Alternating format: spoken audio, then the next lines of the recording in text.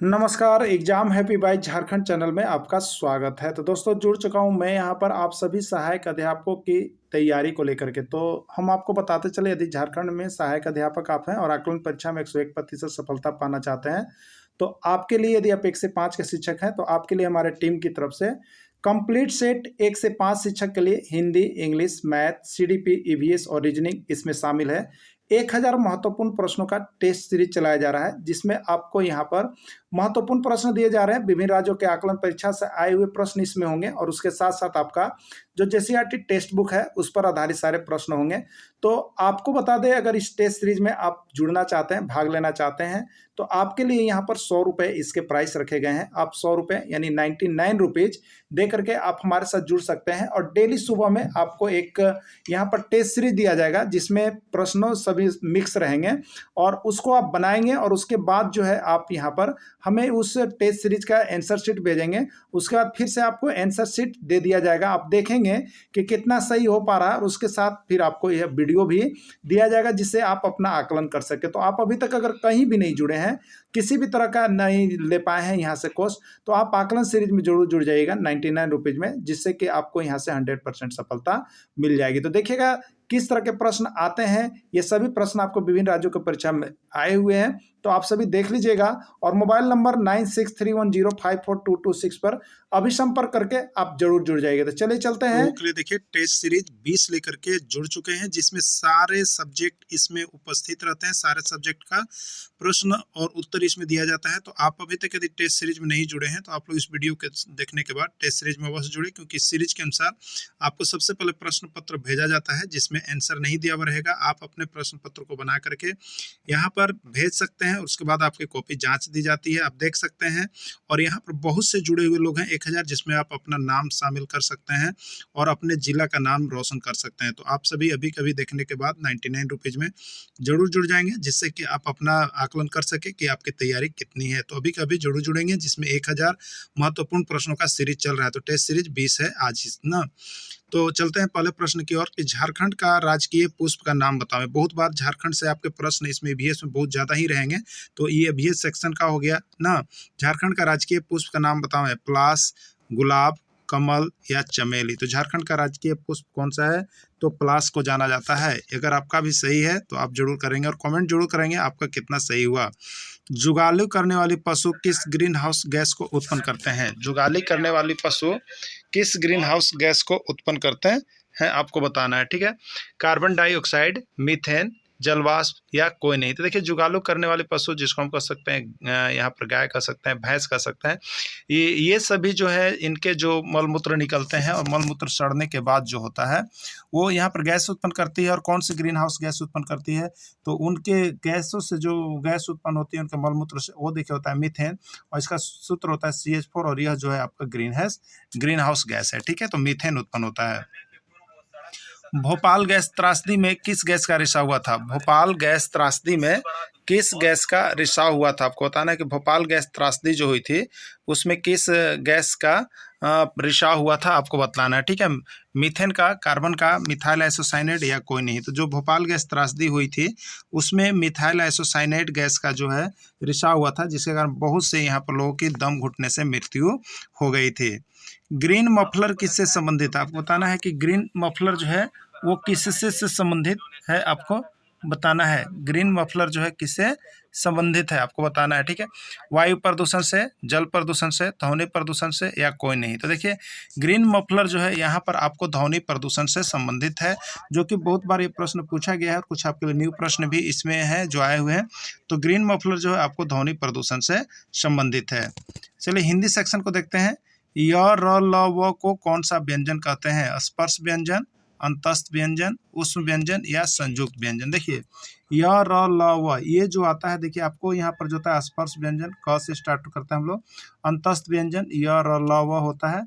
और ऊष्म व्यंजन में तालव स, मूर्धन्य स, दंत स और ह होता है। और संयुक्त व्यंजन में देखिए छ, तर, ज्ञ और सर होता है ना।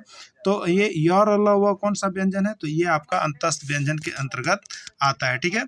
किस व्यंजन का उच्चारण स्थान तालु है? आपको बताना है कि कौन सा व्यंजन का उच्चारण स्थान जो है आपका तालु है, आपको बताना है, ठीक है। तो किस व्यंजन का उच्चारण स्थान तालु है। तो यहाँ पर देखिए कि यहाँ पर जो है क, ख, प या च, तो आपको याद रखिएगा। देखिए क वर्ण मतलब क से लेके ज्ञ तक, ठीक है, और इसके बाद च वर्ग, च से लेके यहाँ तक, ठीक है। तो ये जो है आपको देखिए च से लेके, च से जो स्टार्ट होता है वो आपको यहाँ पर जो होता है वो आपका तालु होता है, ठीक है। तो यहाँ पर च लिखा हुआ है, तो च वर्ण का उच्चारण स्थान जो होता है तालु होता है। क वर्ण का कंठ और च वर्ण का यहाँ पर तालु होता है।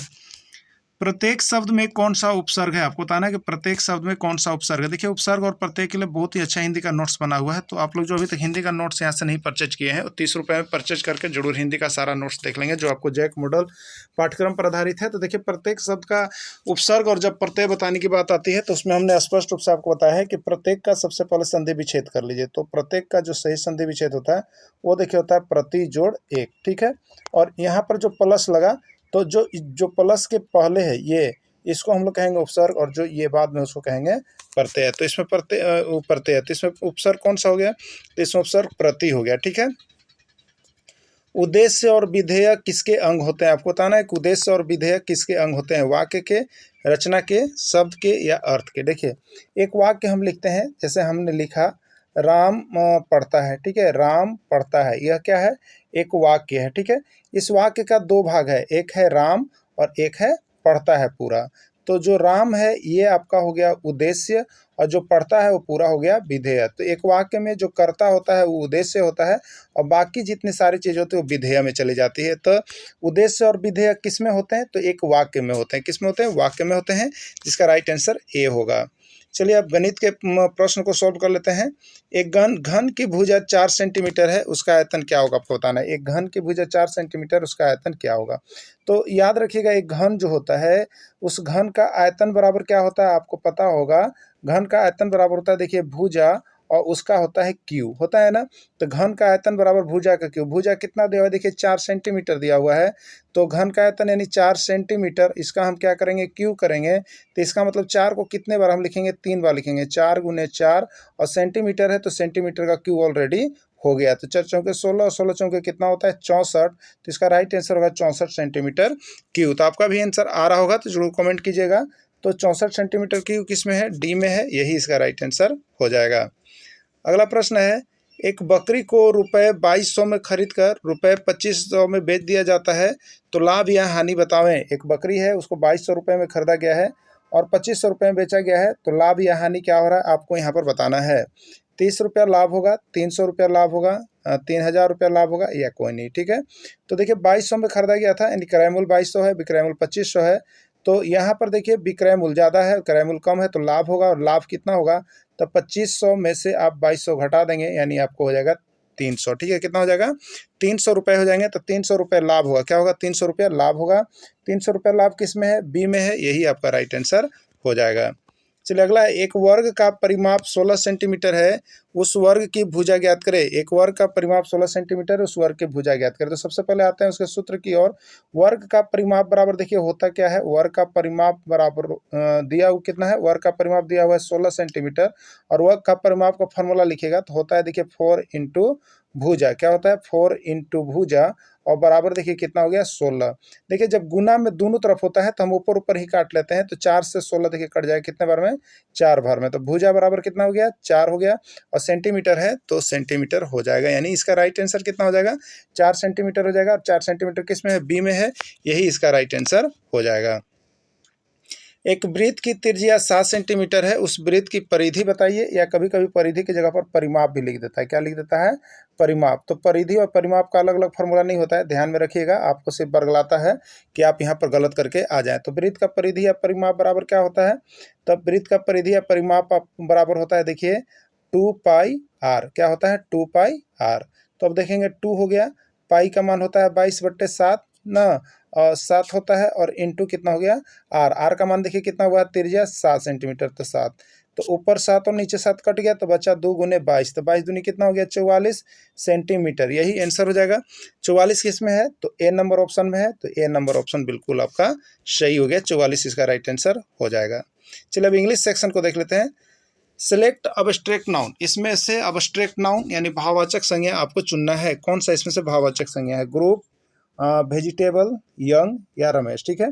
तो ग्रुप देखिए क्या बता रहा है, समूह बता रहा है, क्या बता रहा है, समूह बता रहा है। तो ये समूहवाचक संज्ञा में चला जाएगा, यानी कलेक्टिव नाउन में चला जाएगा। अब देखिए वेजिटेबल, वेजिटेबल क्या कर रहा है, तो ये कॉमन है, सभी चीज़ों के लिए कॉमन है, तो ये देखिए आपका कॉमन नाउन में चला जाएगा।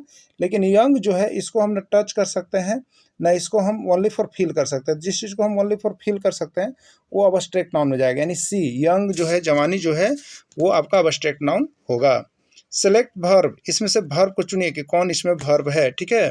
तो देखिए इसमें वर्ब कौन है, राम। तो किसी भी नाम को हम लोग क्या कहते हैं, संज्ञा, यानी राम जो है आपका नाउन हो जाएगा। गुड, गुड क्या है, अच्छा, मतलब विशेषता है किसी चीज़ का, तो जिसका विशेषता है उसको हम लोग एडजेक्टिव के अंदर ले जाएंगे, तो ये एडजेक्टिव हो गया। रन, रन देखिए क्या है, क्रिया है, दौड़ना ना। तो कोई भी क्रिया जो हम करते हैं, कोई भी कार्य, कोई भी एक्शन को हम वर्ब कहते हैं, तो इसमें वर्ब चुनना था, तो वर्ब आपका रन हो जाएगा, जिसको हम लोग दौड़ना कहेंगे, ठीक है।